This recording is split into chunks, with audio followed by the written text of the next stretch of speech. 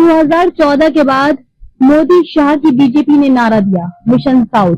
कहा गया उत्तर और पश्चिम भारत की तरह अब दक्षिण भी भगवा रंग में रंग जाएगा।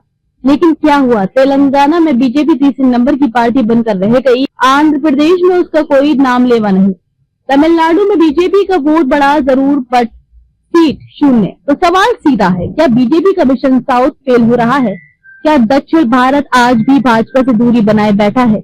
और क्या यहाँ की क्षेत्रीय पहचान बीजेपी के राष्ट्रीय नैरेटिव पर भारी पड़ रही है? क्या बीजेपी का मिशन साउथ सच में फेल हो रहा है? तेलंगाना, आंध्र, तमिलनाडु, इन राज्यों का ग्राउंड मूड क्या कह रहा है? 2025 में जब बीजेपी पूरे देश में अपनी पकड़ और मजबूत करने की कोशिश कर रही है, तब दक्षिण भारत अब भी भाजपा से दूरी क्यों बनाए हुए है? आज इसी पर करेंगे बड़ा विश्लेषण। दोस्तों, बीजेपी ने 2014 और 2019 की जीत के बाद मिशन साउथ का ऐलान किया। कहा गया दक्षिण भारत को जीते बिना बीजेपी की राष्ट्रीय राजनीति अधूरी है। लेकिन हकीकत ये है कि कर्नाटक को छोड़कर बीजेपी अब तक किसी भी दक्षिणी राज्य में बड़ी ताकत नहीं बन पाई। 2019 में बीजेपी को दक्षिण से 29 सीटें मिली थी, उसमें से 25 सिर्फ कर्नाटक से थी। तमिलनाडु, आंध्र और केरल में तो खाता तक नहीं खुला। एसोसिएटेड प्रेस की रिपोर्ट कहती है दक्षिण भारत भाजपा के हिंदुत्व एजेंडे से दूरी बनाए हुए है।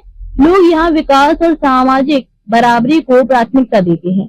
बिजनेस इंडिया लिखता है मिशन साउथ अब तक सीटों में नतीजे नहीं दे पाया। वहीं एनडीटीवी में अमित शाह ने कहा था दक्षिण भारत में बीजेपी को बड़ी सफलता मिलने वाली है, यानी दावा बड़ा है। लेकिन जमीनी हकीकत उलट है।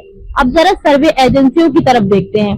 2024 के लोकसभा चुनाव से पहले हुए पोल्स ने कहा था तमिलनाडु में बीजेपी को 5 सीटें, केरल में 2 सीटें मिल सकती हैं, लेकिन नतीजों में बीजेपी खाली हाथ रही।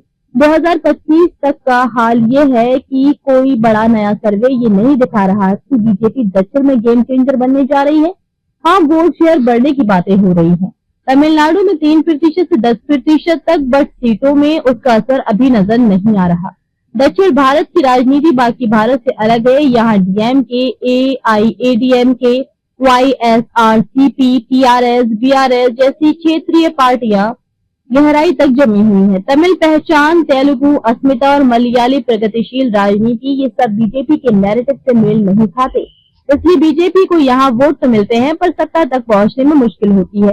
तो अब बड़ा सवाल यही है, क्या बीजेपी का मिशन साउथ महज एक नारा बनकर रह जाएगा? क्या 2029 तक बीजेपी दक्षिण में अपनी पकड़ बना पाएगी, या फिर यहाँ की राजनीति अभी क्षेत्रीय दलों और कांग्रेस के हाथों में ही रहेगी? आपको क्या लगता है, बीजेपी दक्षिण में जगह बना पाएगी या मिशन साउथ फेल हो चुका है? अपनी राय कमेंट सेक्शन में जरूर लिखें।